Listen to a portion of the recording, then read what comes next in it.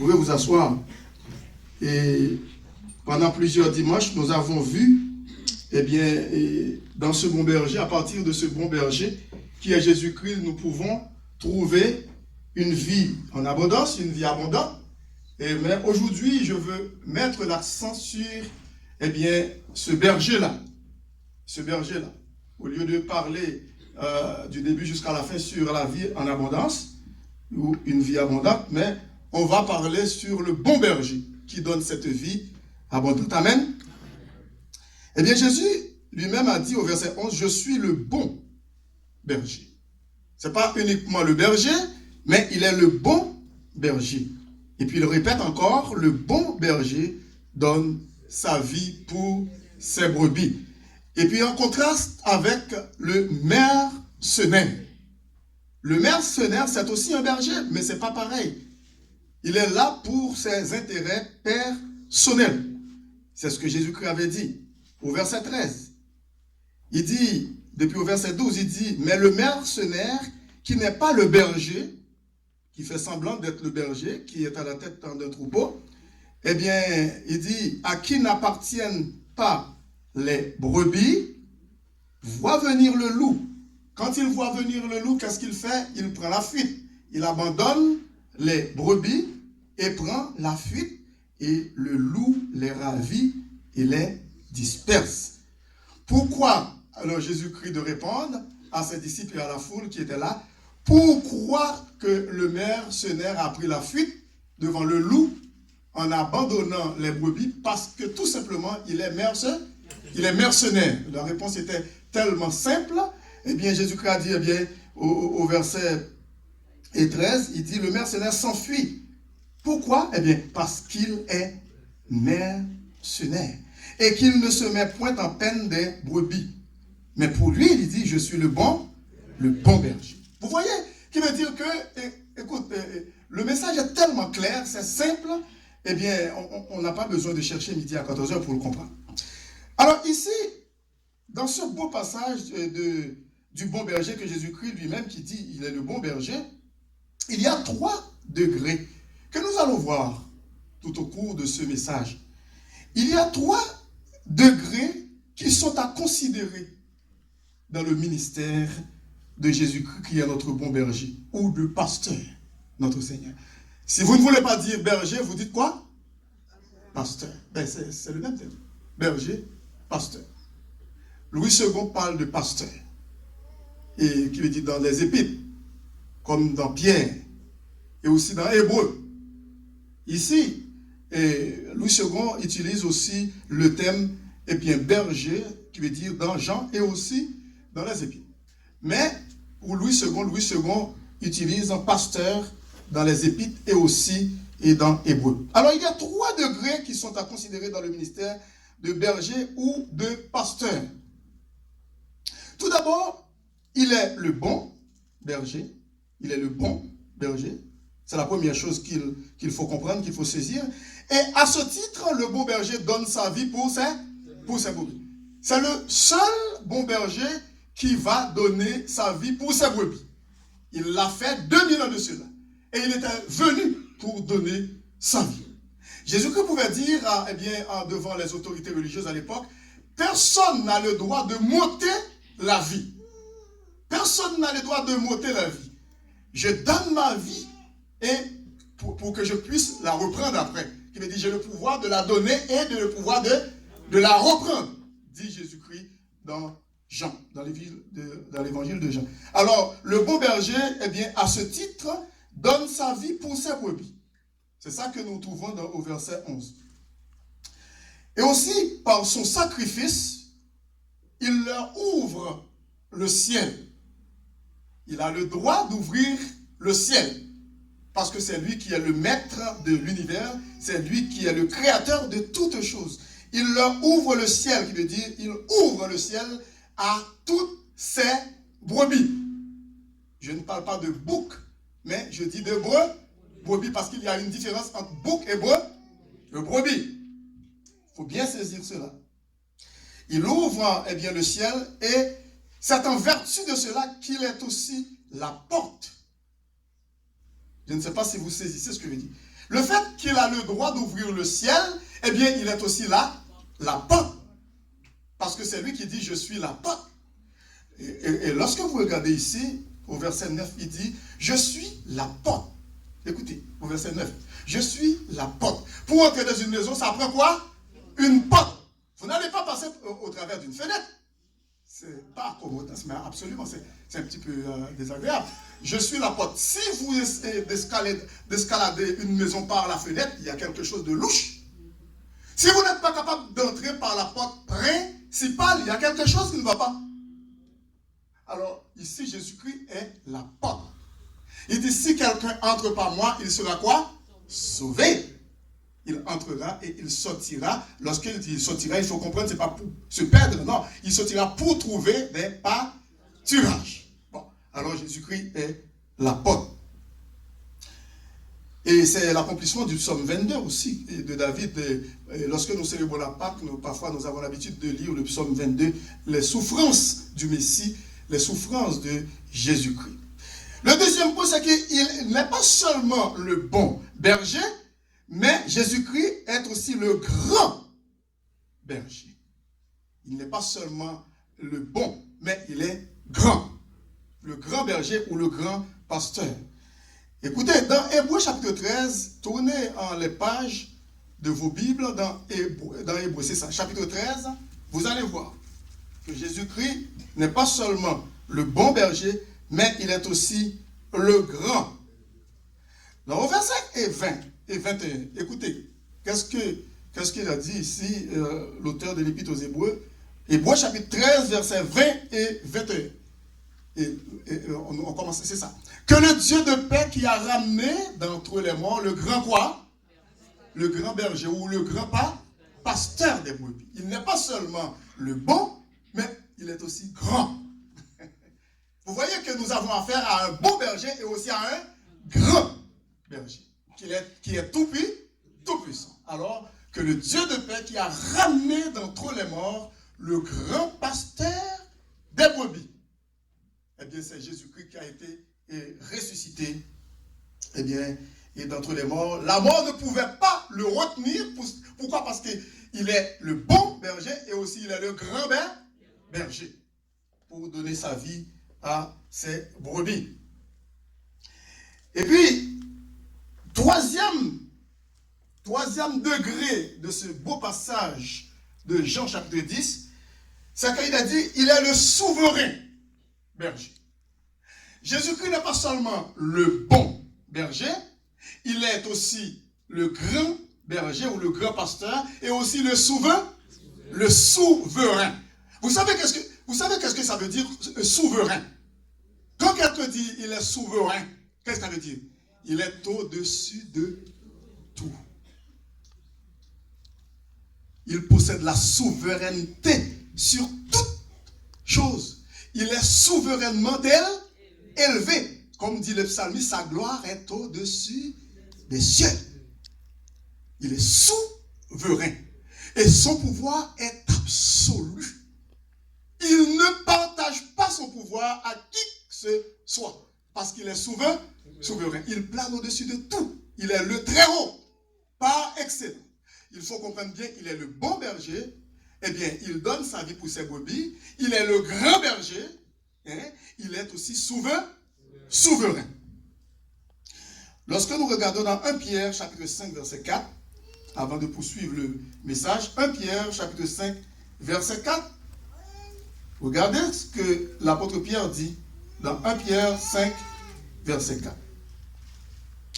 Il dit, nous commençons avec le verset premier pour comprendre le contexte. Il dit, voici les exhortations que j'adresse aux anciens, aux gens qui dirigent l'assemblée, aux anciens, aux pasteurs, par exemple. Il dit, qui sont parmi vous, moi, anciens, ou bergers, ou pasteurs, comme eux.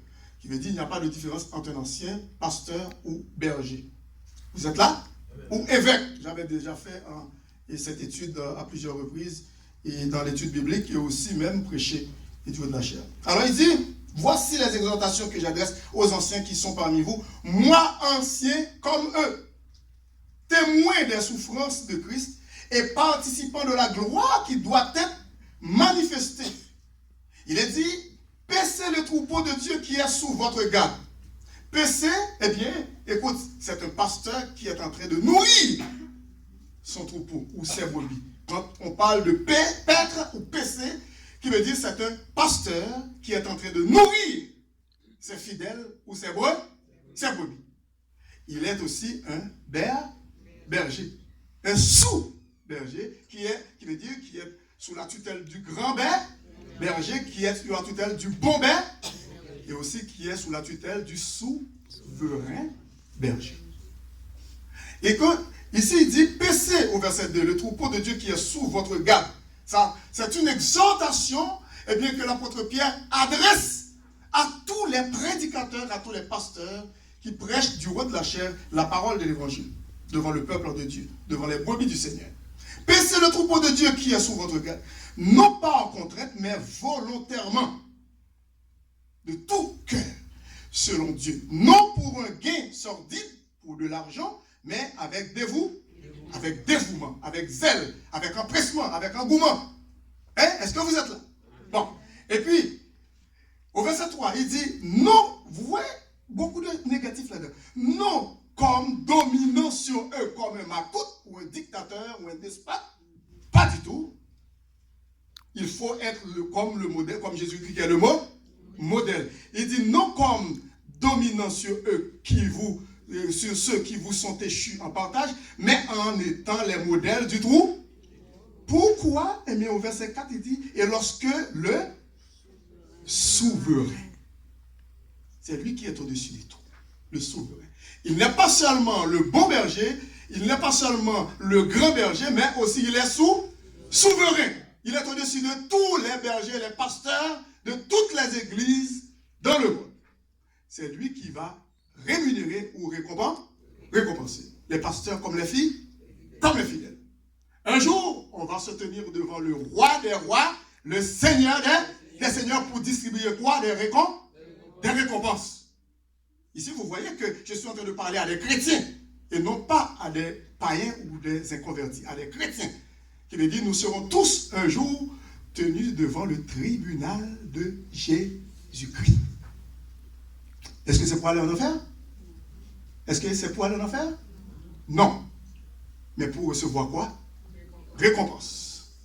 Si nous avons bien servi le Seigneur, si nous avons bien marché avec le Seigneur, si nous avons bien travaillé, nous allons recevoir des récompenses de la part du souverain berger. La sœur Level va recevoir aussi une récompense comme vous autres. À ce moment-là, je ne serai pas plus grand que vous. Est-ce que vous êtes là? Et puis, au verset 4, il dit, et lorsque le souverain berger paraîtra, vous obtiendrez la couronne incorruptible de la gloire. Amen. Et c'est pour cette raison que toutes les catégories d'âge qui composent le peuple de Dieu, l'assemblée ici, locale, au verset 5, il dit, de même, vous qui êtes jeunes, qu'est-ce qu'il dit? Soyez quoi? Soumis aux anciens, c'est-à-dire aux pasteurs, aux diacres, aux pasteurs, aux évêques, aux bergers. Et puis ensuite, et tous, qui veut dire toute catégorie d'âge maintenant, c'est pas seulement les jeunes, et tous dans vos rapports, quoi, mutuels, dans votre fraternité, votre rapport, revêtez-vous de quoi? D'humilité. Parce qu'il y a un souverain qui est au-dessus de tous. C'est Jésus-Christ. Parfois, je regarde certains prédicateurs, certains pasteurs, ils sont tellement remplis d'eux-mêmes. Comme s'ils sont souverains. Lorsqu'ils parlent, c'est vraiment triste. Ils ne pensent pas qu'un jour, eh bien, ils seront tous ensemble avec les brebis devant le souverain berger. Il faut faire très attention. Et tous, après s'être adressé aux jeunes, aux enfants, aux tout petits, et puis aux ados, eh bien, il dit, et tous dans vos rapports mutuels, le pasteur et tout le monde. Revêtez-vous d'humilité, car Dieu résiste aux orgueilleux, mais il fait grâce aux humbles. Alors, il y a un souverain berger, il y a un bon berger, a un grand berger, c'est Jésus-Christ. Et c'est pour cette raison que nous devons l'écouter. Vous vous souvenez que dimanche passé, j'avais dit que, eh bien, Jésus-Christ avait dit que mes brebis écoutent ma voix. Et elles ne vont pas écouter la voix de l'étranger parce qu'elles ne reconnaissent pas la voix de l'étranger. Et c'est pour cette raison que nous devons, jour après jour, demander à Dieu sa grâce de l'écouter, d'être sensible à la voix de son Saint-Esprit pour faire sa volonté. Parce que ici, l'apôtre Pierre est clair ici, lorsqu'il parle eh bien, du souverain berger. Lorsque nous regardons dans 1 Corinthiens chapitre 5, avant de retourner dans Jean chapitre 10, dans 1 Corinthiens chapitre, c'est 2, un instant là. C'est 2 Corinthiens, un instant, chapitre, c'est 2 Corinthiens chapitre 5, je vais vous lire. Ok, 2 Corinthiens chapitre 5. Ok, à partir de verset 6, il dit que nous sommes donc toujours pleins de confiance. Dans 2 Corinthiens chapitre 5, à partir de verset 6, il dit, nous sommes donc toujours pleins de confiance. Et nous savons qu'en demeurant dans ce corps, pendant que nous servons le Seigneur, nous demeurons loin du Seigneur. Parce que nous sommes encore dans la chair, dans une tente, sur la terre. Nous ne sommes pas encore dans la gloire. Eh bien, c'est pour cette raison qu'il dit, nous sommes donc toujours pleins de confiance. Et nous savons qu'en demeurant dans ce corps, nous demeurons loin du Seigneur. Ensuite, qu'est-ce qu'il dit? L'apôtre Paul, car nous marchons par la foi et non par la vue. C'est ce chant que la chorale, le dernier chant que la chorale avait chanté. Car nous marchons par la foi et non par la vue, parce que nous n'avons pas encore vu la gloire qui nous est réservée. Nous ne sommes pas encore dans le ciel. Nous marchons par la foi.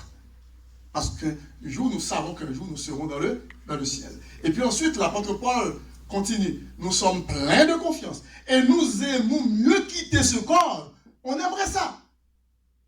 Et demeurer auprès du Seigneur. Il continue. Et puis il dit, c'est pour cela aussi que nous nous efforçons. Tu vois? Vous voyez qu'il y a un effort que vous et moi nous devons faire.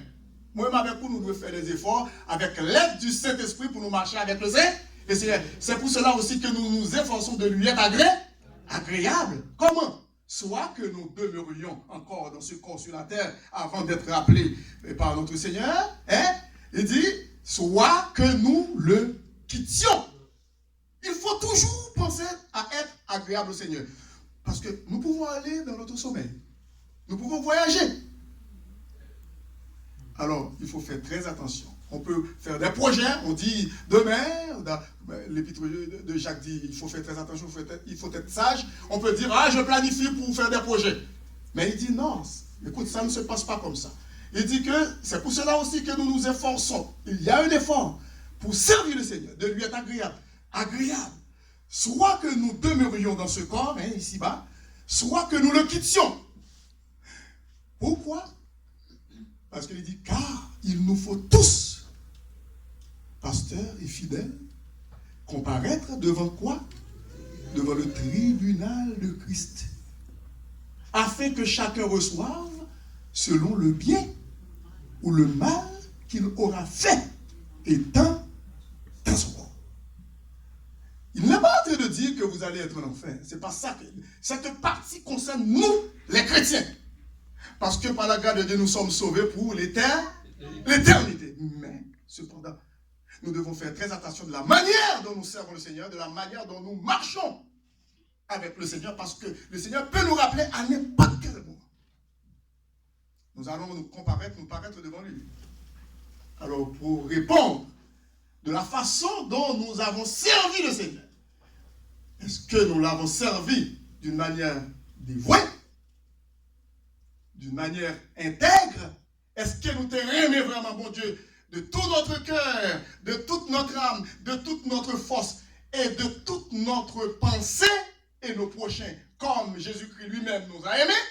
Pas tout simplement comme nous aimons, mais comme Jésus-Christ nous a aimés, d'après Jean 13, 34, Jean 15, 12 et 17 aussi. aimez-vous les uns les autres comme je vous ai aimé. Alors il dit, parce qu'il dit, afin que chacun reçoive selon le bien.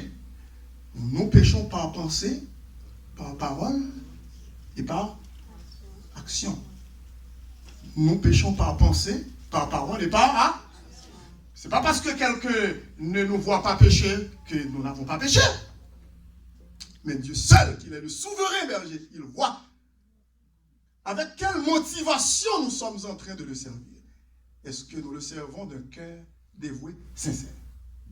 Alors il faut que tous comparaissent, tous les chrétiens, sans distinction, qui sont sauvés, qui vont rester dans le ciel pour l'éternité, eh bien il faut, afin que chacun reçoive selon le bien ou le mal qu'il aura fait, étant dans son corps. Nous disons merci au Seigneur, c'est une grâce que nous n'allons pas être en enfer pour cela. On ne va pas le Seigneur Jésus-Christ ne va pas nous envoyer en enfer. Mais cependant, il y a ce qu'on appelle perte de récompense. 1 Corinthiens chapitre 3. Pour les brebis qui n'ont pas bien servi le souverain berger, dans 1 Corinthiens chapitre 3, nous allons voir. Il dit au verset 12, et au verset 9, on commence au verset 9, car nous sommes ouvriers avec Dieu. Vous êtes le champ de Dieu. Tantôt, la Bible parle des brebis, mais aussi nous sommes le champ de Dieu, l'édifice de Dieu, qui veut dire l'habitation de Dieu, dans laquelle Jésus-Christ habite par son Saint-Esprit. Et puis il dit, selon la grâce de Dieu qui m'a été donnée, j'ai posé, dit l'apôtre Paul, le fondement comme un sage architecte. Ça prend un architecte pour bâtir, pour construire. Après, les ingénieurs qui vont exécuter avec des bosses, des conteneurs. Et un autre bâti dessus.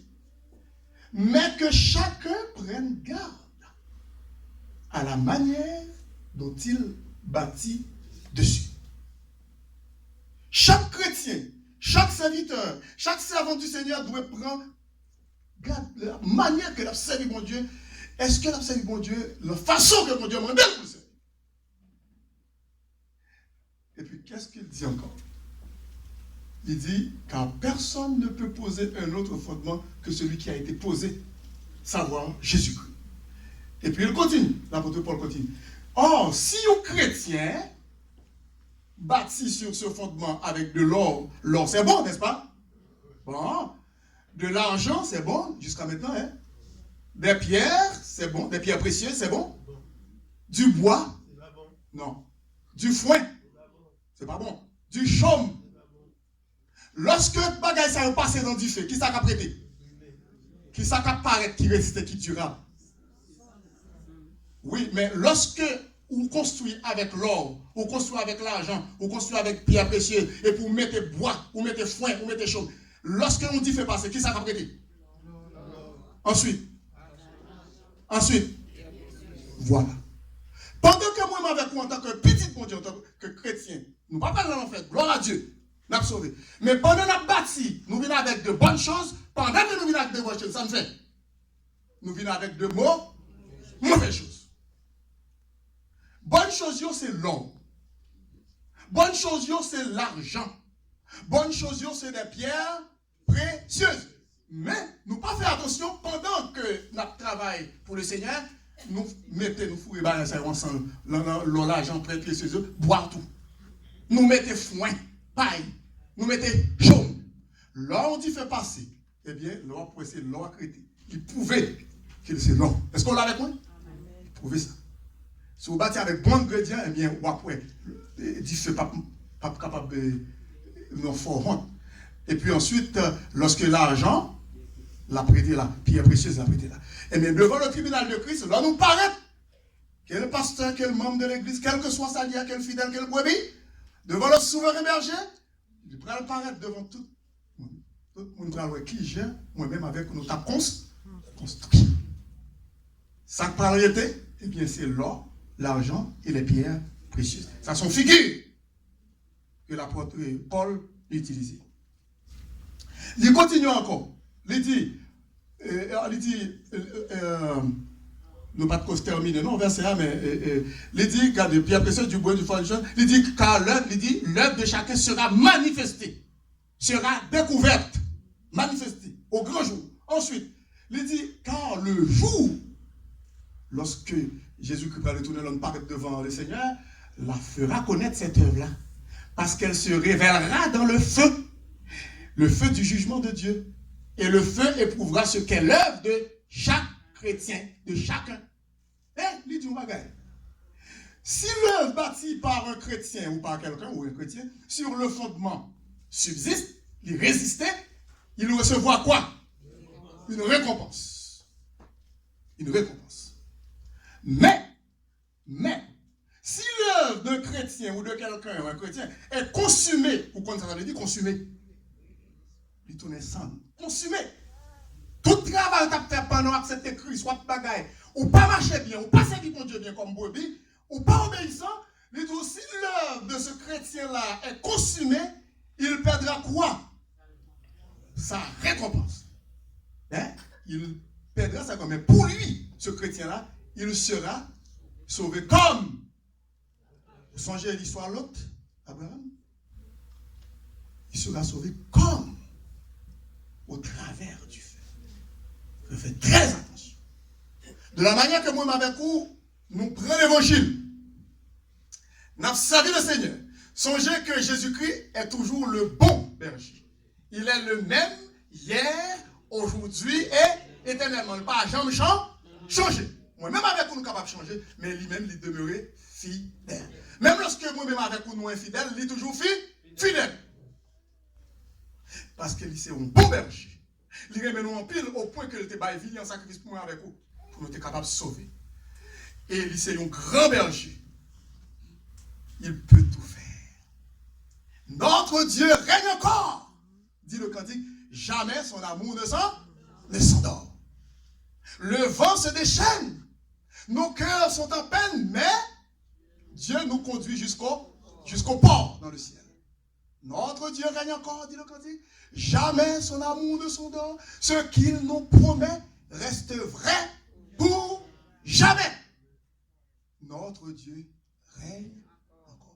Lors du déluge, qu'est-ce qui s'est passé lors du déluge? L'Éternel était sur son trône. Il a le contrôle. Amen. Malgré les moments difficiles que nous traversons dans notre vie ici-bas sur cette terre, malgré parfois les épreuves auxquelles nous faisons face, les difficultés, les tribulations, les persécutions, les embûches, et sans compter d'autres choses qui s'ajoutent, qui, comment dirais-je, qui nous font parfois trembler dans ce monde. La maladie. Il y a, comment s'appelle cette maladie qui arrive là, qui vient de la Chine? Le coronavirus. Mais Dieu a le contrôle. Amen. Il a le contrôle. Parce qu'il veille sur ses brebis. Amen. Est-ce que vous avez peur de cette maladie-là? Mais il est souverain. Vous vous souvenez que la parole de Dieu nous dit dans Jean 10, il est le bon berger, il est le grand berger, il est le souverain berger.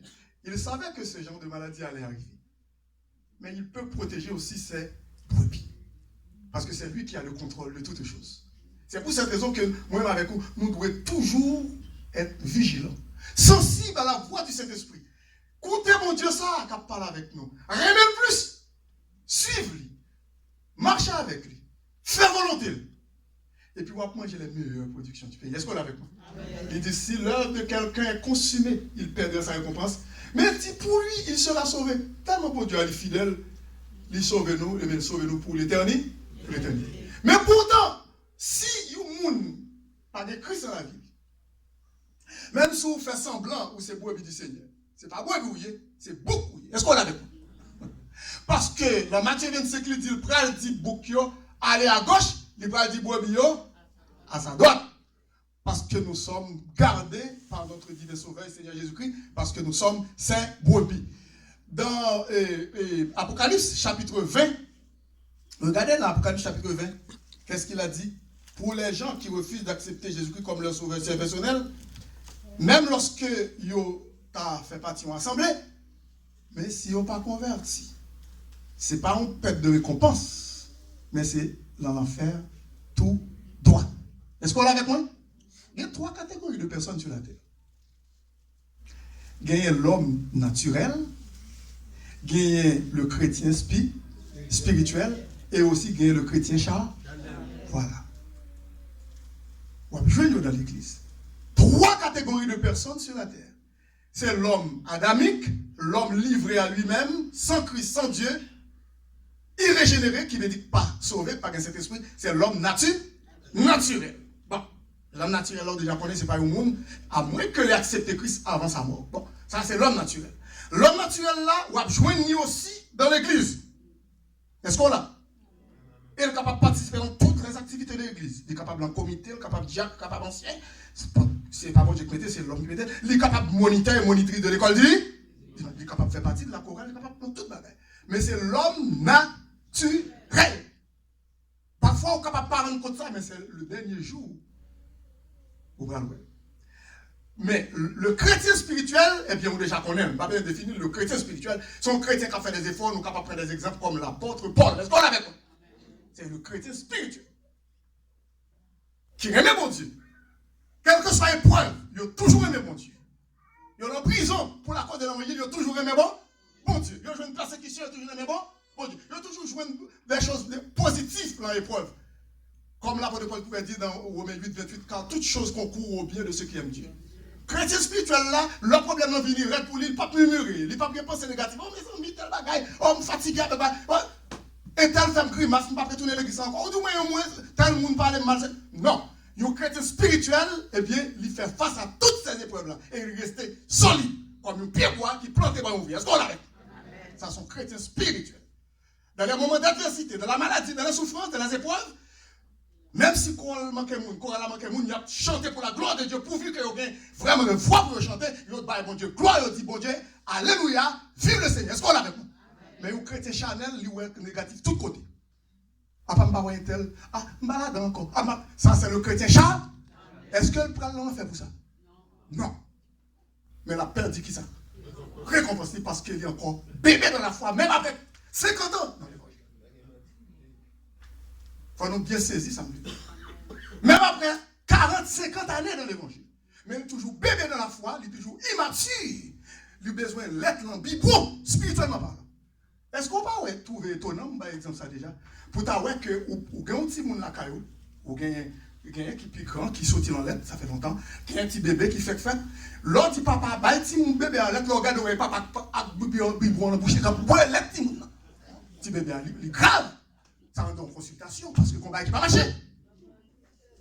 C'est pas normal pour ces papas qui boivent l'être en biberon. Et mais quand pile chrétien, encore, c'est l'être en biberon. Est-ce qu'on l'a avec moi?